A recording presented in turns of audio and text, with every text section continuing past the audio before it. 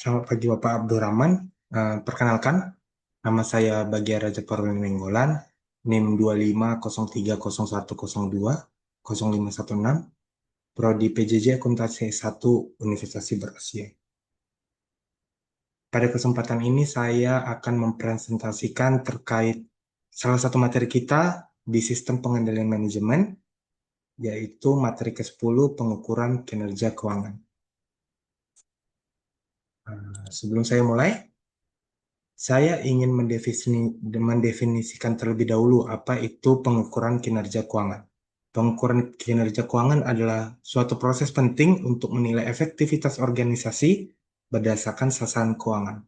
Pengukuran ini memberikan gambaran tentang kesehatan keuangan suatu perusahaan dan mendukung pengambilan keputusan strategis yang tepat dalam manajemen. Lebih lanjut, definisi pengukuran kinerja keuangan merupakan penilaian secara periodik, baik triwulan, semester, ataupun tahunan, yang mengukur hasil operasional organisasi menggunakan standar dan sasaran tertentu. Ini mencerminkan efektivitas pengelolaan sumber daya dalam mencapai tujuan finansial dan operasional yang telah ditetapkan secara sistematis oleh manajemen. Tujuannya apa? Itu tujuannya untuk perusahaan itu sendiri, mencakup evaluasi likuiditas, yaitu kemampuan memenuhi kewajiban jangka pendek melalui beberapa rasio yang kita kenal seperti current ratio, quick ratio, cash ratio, dan working capital to asset ratio. Kemudian tujuan utamanya juga itu untuk mengukur solvabilitas kapasitas membayar kewajiban jangka panjangnya melalui debt to asset ratio, debt to equity ratio, long term debt to equity ratio, time interest earned, dan fixed charge coverage. Dan yang terakhir, tujuannya juga untuk memberikan gambaran seberapa besar kemampuan suatu perusahaan menghasilkan laba melalui rasio-rasio yang dapat dinilai melalui rasio profitabilitas, mulai dari gross profit margin, operating profit margin, net profit margin, return on asset, return on equity, return on investment, hingga earning per share untuk pemilik atau dalam kata lain pemegang saham perusahaan. Semua rasio ini digunakan untuk memastikan bahwa organisasi tetap stabil dan berkelanjutan secara finansial. Kemudian, apa sih pentingnya penilaian periodik dalam manajemen? Penilaian kinerja keuangan secara periodik penting untuk mengidentifikasi pencapaian sasaran organisasi dan mengenali potensi perbaikan. Hal ini membantu manajemen dalam menyesuaikan strategi dan alokasi sumber daya secara tepat waktu untuk mempertahankan kestabilan dan pertumbuhan perusahaan dalam jangka panjang. Kemudian, pengukuran kinerja perusahaan ini bukan tanpa kendala. Berikut beberapa kendala dan keterbatasannya. Pengukuran kinerja berbasis pasar menggunakan indikator seperti nilai pasar perusahaan dan return saham.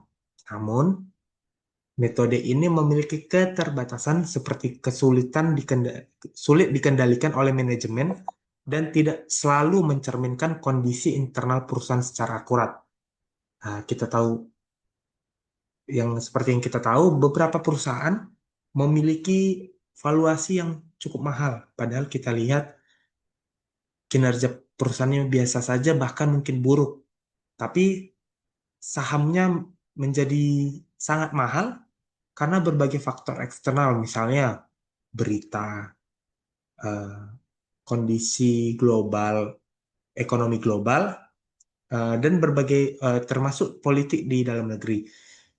Kita lihat beberapa saham yang dalam tanda kutip terkenal akan ngetren dan kemudian semua orang akan berbondong-bondong ke sana sehingga sahamnya menjadi mahal. Dan itu yang menjadi keterbatasan kita dalam mengukur kinerja keuangan. Ada perusahaan-perusahaan yang baik nih, yang kinerja keuangan baik, eh, labanya baik, dan pengembalian ke pemodal sahamnya pun baik, tapi sahamnya dalam tanda kutip kurang populer karena memang kurang dibicarakan. Jadi faktor-faktor eksternal yang di luar konteks keuangan perusahaan sangat berpengaruh terhadap eh, saham perusahaan tersebut. Kemudian pengukuran akuntansi ini, pengukuran keuangan ini, pengukuran laba akuntansi ini dapat memicu miopia manajerial, yaitu fokus berlebihan pada laba jangka pendek. Risiko ini menyebabkan pengurangan investasi jangka panjang dan mengabaikan aset tidak berwujud, yang akhirnya bisa menurunkan nilai perusahaan secara keseluruhan. Misalnya, untuk perusahaan-perusahaan baru yang baru merintis, kemungkinan besar belum menghasilkan cukup laba seperti perusahaan-perusahaan sejenis. Nah, jadi kalau secara akuntansi kita berfokus pada laba jangka pendek dan melihat bahwa perusahaan tersebut baru, hal ini kurang tepat karena kita akan mengurangi fokus kita pada investasi jangka panjang, di mana kita tahu perusahaan-perusahaan baru tentu perlu biaya iklan yang lebih tinggi, perlu biaya pengenalan yang lebih tinggi, perlu biaya profesional, perlu biaya SDM yang lebih tinggi daripada perusahaan-perusahaan yang sudah mature di bidangnya. Karena namanya baru saja merintis, mereka mau menjajaki sektor yang mana sudah ada sebelumnya. Jadi laba laba jangka pendek ini penting, tapi kita harus tetap juga lihat bagaimana potensi dia ke depannya. Kemudian return on investment dan laba residual. Ini analisis kelebihan dan kekurangannya.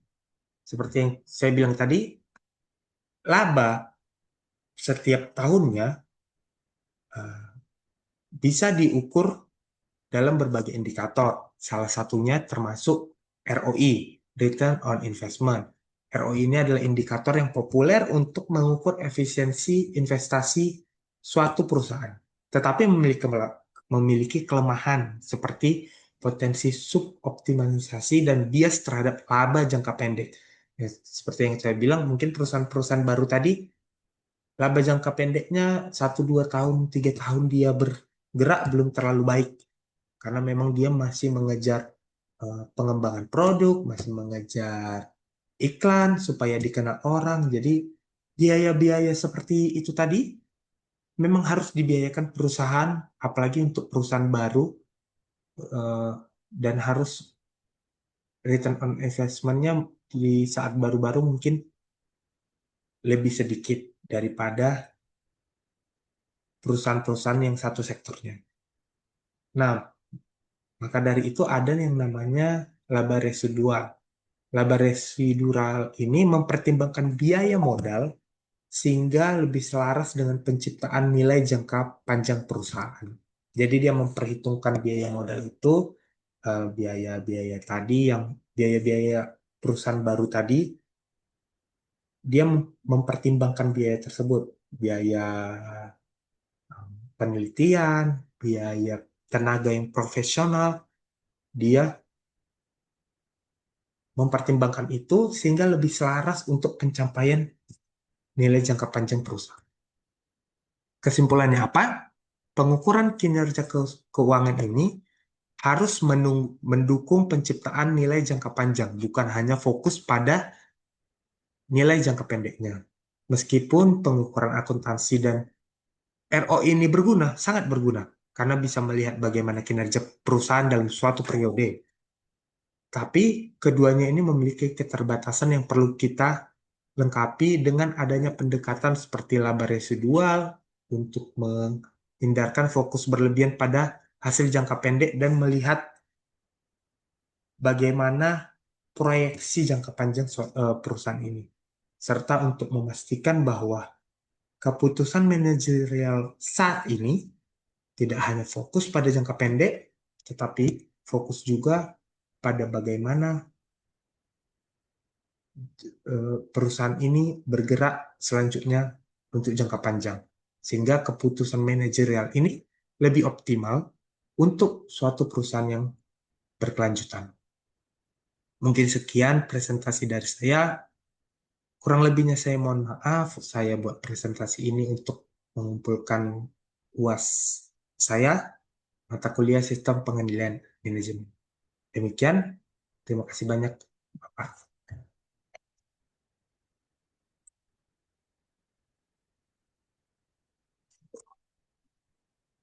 Dah. Hmm. Sudah. Hmm? Sudah. Oke.